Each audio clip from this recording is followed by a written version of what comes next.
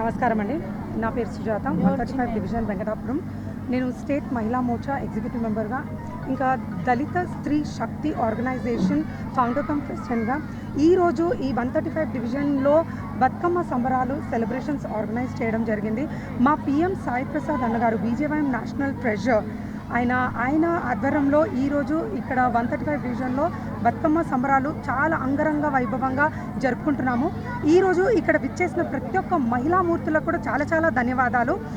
ఈ యొక్క తెలంగాణ పండుగ అయిన మన బతుకమ్మ ఏదైతే బతుకునిచ్చే ఒక తల్లిగా మనం భావించి ప్రతి సంవత్సరము ఈ యొక్క పండుగను మనము సెలబ్రేట్ చేసుకుంటామో, ఆ యొక్క పండుగను ప్రతి ఒక్క మహిళామూర్తులు కూడా ఇక్కడ విచ్చేసి వాళ్ళు చాలా ఆనందంగా చెప్పాలంటే ప్రతిరోజు వాళ్ళు ఒక ఇంటి పనులకు వ్యసనాలకు దానికి అంకితమయ్యి ఈరోజు మా యొక్క మహిళా రోజుగా సంబరాలు చేసుకుంటూ ప్రతి ఒక్కరు చాలా అంటే చాలా ఆనందంగా ఎంజాయ్ చేస్తున్నారు.